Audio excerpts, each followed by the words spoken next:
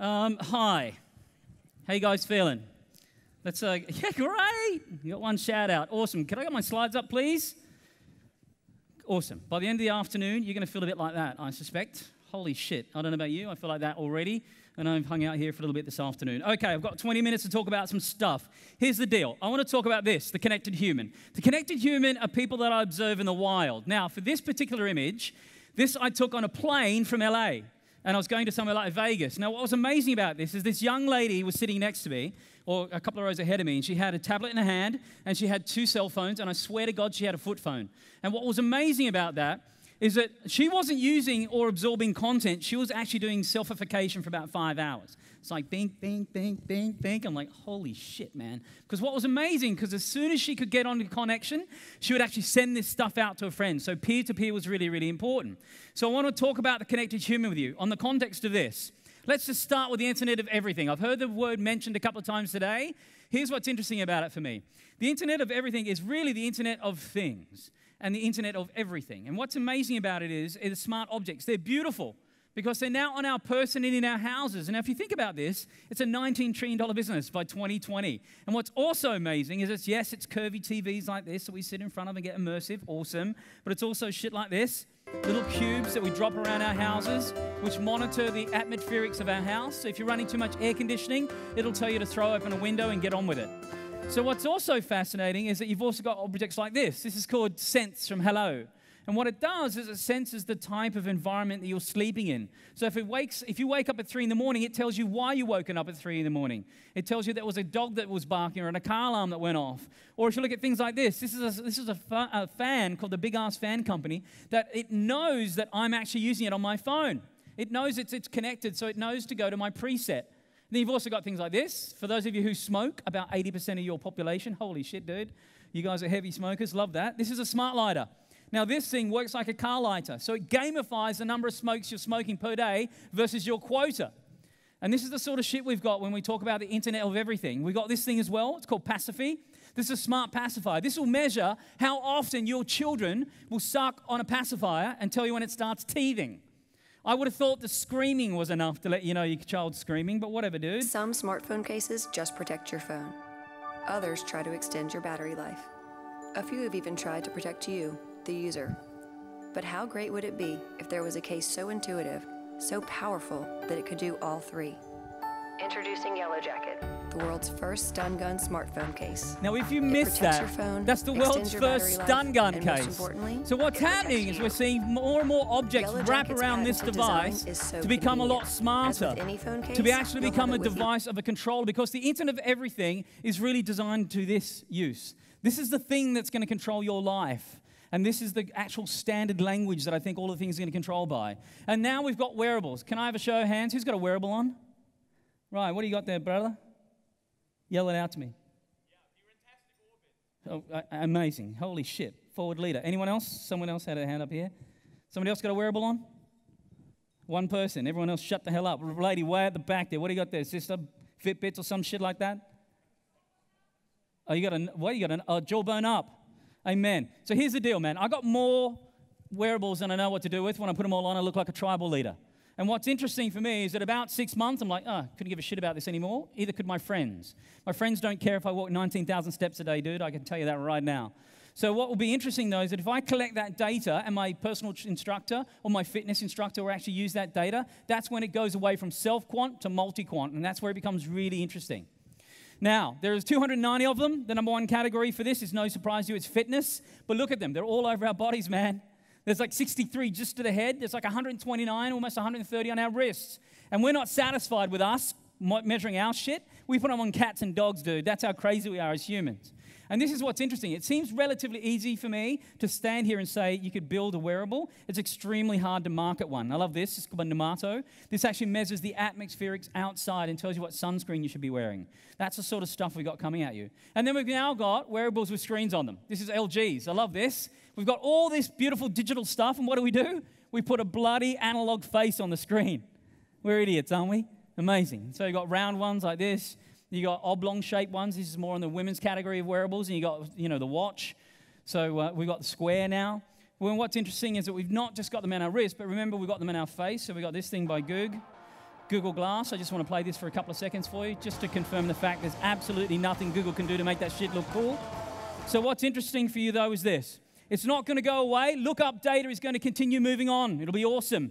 So it's going to be on our wrist. It's going to be on our face. But there's also gestural languages coming like this. Is a gestural ring.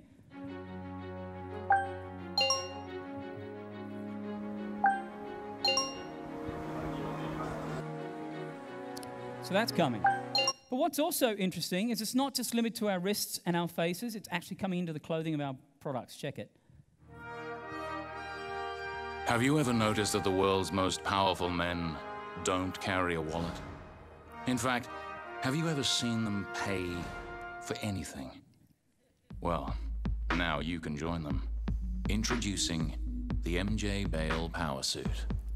In collaboration with Heritage Bank and Visa PayWave, we've developed the technology to embed a contactless payment chip and antenna into the sleeve of a suit. So now... How about them apples? There's a couple of wankers in the room thinking that's awesome. We've also got this. We're finding it's got immersive everything. Everything is now becoming immersive. I mean, check this out for a second. This is by Mondelez. So Mondelez are the makers of Trident chewing gum. They believe that when you chew their chewing gum, you can focus on the task at hand. They designed a set of jackets with a Japanese designer that when you put the smart products inside the pockets, it knocks out all your network and all your notification and updates. So it becomes a dumb device. So what's fascinating for me is that we've got more things added to our products and subtracted from our products, and that's where the wearables category is going. But one thing I do know is it's got a lot of built-in intelligence, which means this. Instead of the world of search, which you grew up in, we're moving to a world with little bits of information that can be sent to us in packets the way we want them to. And that's what built-in intelligence will do. But because more and more of these have screens on them, we'll also have the wearable web. So that's coming. So how you deliver information as a brand in the house, as a marketer, how you deliver that information to somebody's wrist or their face is going to be something for you guys to consider moving forward, because now we've got a screen that's very different shape to the world we grew up to now, which is cinema all the way down to your smartphone is the same aspect ratio. But when you start to deliver stuff to a circle, to a square, to an oblong, we've now got different ways to think about that information to be delivered. So let's talk about this. So where are we headed, man? The question I'm normally asked, and when we go to happy hour tonight and after party and all that shit, this question's always asked to me, which is this. Do we all know what consumers are up to? The answer is absolutely not. We're not clear on what they're up to because we're massively confused. This is a bag I got from the Venice Biennale about 2 years ago, and I love this bag because it really does sum up the fact that we have all this shit and we don't know who the hell we are. And here's what's also interesting for me. I grew up in Australia. That's the town I grew up in. That's the house I grew up in. That's my family. I'm one of 10 children. That's 12 people in a 2-bedroom house. That's a whole lot of therapy, brothers and sisters. We can talk about that shit tonight. And here's what's also interesting. It wasn't until I was 17 that I bought my first car that I had freedom, independence, and self-expression. At 17. And now what's interesting is that 37% of children under the age of 2 can operate swiping devices. Now, I don't have children, so those of you who do, this is your world.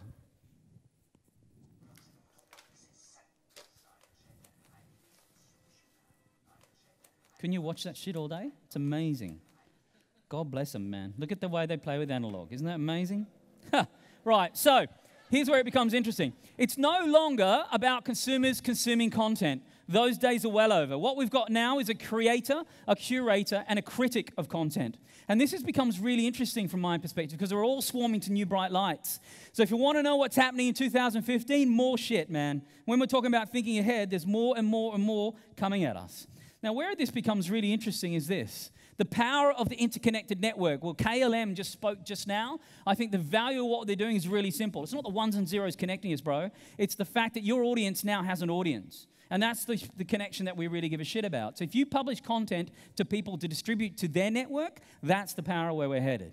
Right, but you're the renegades. About 60 to 70% of you in the room are what I consider the renegade connection network today of interconnected humans. They're a bit like when Charlie Chaplin first went to Hollywood. He was considered a free thinker, an extrovert, a revolutionist. And what I love about this is that he's considered a total nut job. Because this is the world we're in. We're in the world of personal expression as the new form of entertainment. This is what we've actually up to now. And when we talk about selfies, I've heard that word about 3-4 times on stage here. Holy shit, dude, this is the sort of thing I find when I Google selfie, by the way. Humans, man, we're idiots. And we've also got this. Have you checked out this thing? This is extreme selfies, man. Check this out. Holy shit, man. And people are falling off buildings, brothers and sisters. Surely it's not worth it. But we're moved on from selfies. We're now moving into belfies. Supposedly taking photos of your ass is a thing. So instead of having a selfie stick, man, get yourself a belfie stick and let's get on with it. But here's the deal. I thought this generation was a total throw-up. They're not. They're actually more of a me generation. And what's fascinating is this, man. They actually are more of a we generation than I thought they were. They love social when it's used for good, not for evil. That's why they love to have a different avatar as opposed to their persona as their original person. And what's also interesting is as we're representing brands out there and we're creating a honeycomb network of people in this interconnected network of humans, they're locking theirs down. Because when I go and hang out with the younger generation, like high schoolers, about 90% of them, all of their accounts are locked, man. And not because they're in there passing around pictures of their willies. They're in there actually having these deep, intimate conversations because it's a safe place. And what we're doing as an older generation is we're taking photographs of our cats and shit, geotagging it and uploading it, and I can find out where you live, man, because there's a website called iknowwhereyourcatlives.com, and I can find out where you live. We're stupid when it comes to data, man. But this is interesting. This generation are incredible. You guys want to achieve happiness. You want to spend time with your family and friends. You want to be true to yourself, and you want to be financially stable. These values are more closely aligned with the grandparents' generation than the parents' generation.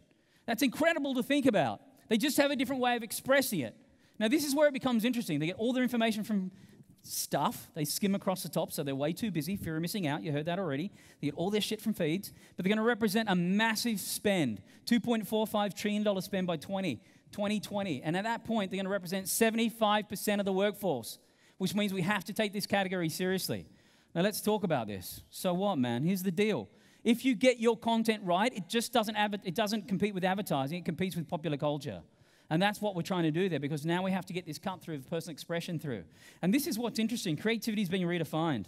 Brands want to own breaking news. They don't even have to create it. They just want to be part of it. An example is that when the iPhone 6 Plus came out, the first brand that expressed an experience that I saw was Kit Kat. They said, we break at 45 degrees. Genius. Then, of course, Samsung, curve not bent. LG, flexes on purpose. This I thought was great by Heineken. No worries, happens to us all the time. Woo, let's get at that. That's coming. All right, so brand attention. Here's the deal, man. So many brands I speak to across the planet, they're like, dude, we are all in on digital. I'm like, brilliant. How much is your marketing budget? How much of it goes to television? They're like, oh, 80%. All in on digital, my ass. This is where it's interesting. They like to talk about things before. They love tempos. Boom, huge spiky. Like today, man. This experience today is super spiky. We love these spiky news. But then boom, tomorrow we'll treat people like a one-night stand. We won't talk to them again. What we need to do, especially as we're representing brands in the house, is open it up. Talk about it before, the now, and the next. Be the calm in the chaos. That's what I recommend. Here's the deal. And digital's the only place, and it's the first place, as a brand, you can own original breaking news. You can't do it across TV, newspaper, radio, print. Too many gatekeepers. But you have a direct dialogue as a publisher to do that when it comes to digital. So context matters. Build good content, put it in smart places. Easy for me to say, hard to do. However, the world is completely overwhelming.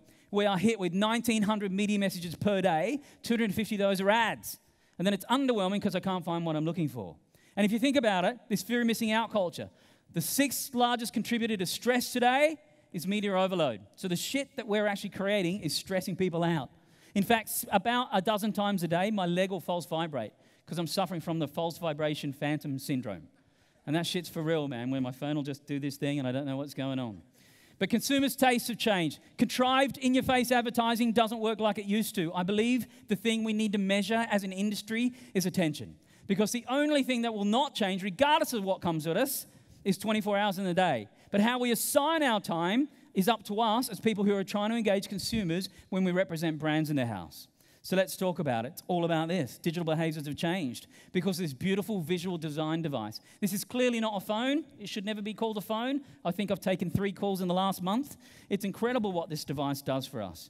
But here in this particular country, holy shit, dude, you over-index. 155% of the population have mobile connections. Incredibly powerful. So with that device, imagine how many people still treat this shit like an infant, though, which I think is total rubbish, because in 1997, I could text message a Coca-Cola vending machine and interact with their products.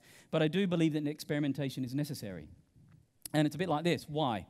Look at what we do. These are the ads you can buy in mobile today. Rubbish. We've taken desktop ads and we just stuck them across mobile. And look at this. These are the apps we have. On the left-hand side is my Starbucks app. I live in New York City. Starbucks shows me a map of North America. Genius. And then next to that, that is an app I think I paid $1.99 for, which is how long I can hold my thumb for on my iPhone screen. That's a stupidity I'm buying out there, man. But there are some blue sky opportunities, and they come like this. 88% of what people do on this device is all app-driven. And they're downloading fewer of them and spending more time and more money on the ones they have. So the psychology is different. You have to surprise and delight, because 70% of people try a mobile experience once, and then you're dead. So unlike desktop and print and TV, where you can iterate your way out of this, when it comes to mobile, you have to provide a utility. Utility is really simple. Are you useful to somebody's day-to-day patterns? Because why you want this to be important is that about 80% of those users then become your power user. That means they give a shit about your brand. So you will move away from awareness-based advertising, which is the world we're in today, into a world of peer-to-peer communication, just like that young lady on the plane, which originally I took a video of her, by the way, and the person next to me thought I was totally creepy, so I deleted it, and that's why I ended up with a picture. But she did have all those devices, FYI. But this is where it's interesting. 3 things you need to worry about when it comes to what people have in their pocket. Something that's always on, always with, and always logged in. The power of what you can do. But please keep it simple. This is Da Vinci's quote. Simplicity, the ultimate sophistication. Awesome. The calm and the chaos. All right. What about ads? How do we pay rent? Well, there's a revolution happening there too, and here it is. We're trying to get shit passed on. A bit like this, man. 70% of consumers will share shit. 70%. That's the only thing I care about. Not likes, they're rubbish. Share is the one we care about. 70% of people would rather read about people, read about brands, than be advertised to. So that's where native advertising became really interesting. But back when I was a young designer, it wasn't called native. It was called brand. It was just called advertorials. But we love buzzy words, don't we? So a little naive, I think. Here's a great example of native. This is a website that's visited by mums and women who find all the houses we're in. And if you look at this is Mattel, the makers of Barbie. They took out a photo listing. They listed Barbie's house for $25 million in Malibu. That is a genius native ad. Right, what about this stuff? Programmatic. You can now target the right person, right place, right time. But when it comes to right messaging, that'll give us this, the ability to have moments marketing that looks like this. I'll Google Adidas, check out some kicks, go to Facebook, be retargeted, so an ad will turn up, and then I pick up my cell phone, head to lunch, the path to purchase is destroyed until I see this. A direct response from the brand saying, here's those kicks, turn-by-turn directions to the store, discount coupon to egg you on. But marketing will always follow audiences' behavior, so we have to think differently and act like a human when it comes to brands. So, be an experience. That's what's hot, man.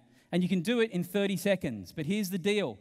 You have to now think about emotion. 75% of purchase decisions are made emotionally, then we justify them rationally. And if you insist on doing 30s, please make them surprise and delight. Check it.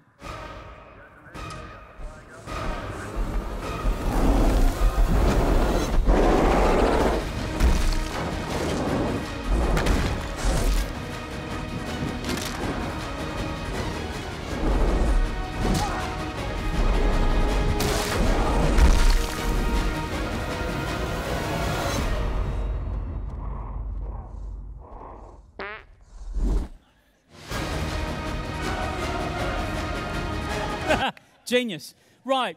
Be inspired by the environment you're already buying today. You've seen this. I love this. This is British Airways, and this is Piccadilly Circus in London. If you notice this is just an digital outdoor advertising. But what happens when this child gets up, they walk to the edge of the billboard and tell you where that plane is coming from. That can only happen if you have access to big data and live big data to create a beautiful experiential like this. Awesome. Reinventing your product is also awesome. Okay, this is what I'm going to do. Let's just play this. I'm going to finish on this. DHL has more locations, more vehicles, and more employees. That's why DHL is faster. However, to communicate this with a classic advertising campaign is expensive. So why couldn't the competitors advertise for DHL?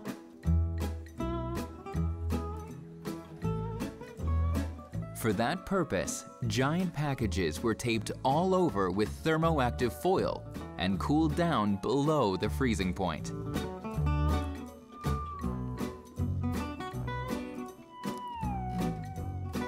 In this way, the competitors picked up a black package that transformed back at temperatures above freezing and delivered the message in the most beautiful colors to addresses in the city that were not that easy to find. Quite amazing, huh? So I would say this, because people's behaviors are influenced by their peers, brothers and sisters, it's a totally different world today. You can tell stories in 6 seconds.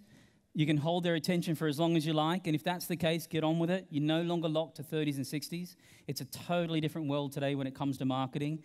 Be brave. And as Katharine Hepburn said, if you obey all the rules, you miss all the fun. So with that, enjoy the rest of your time. Cheers.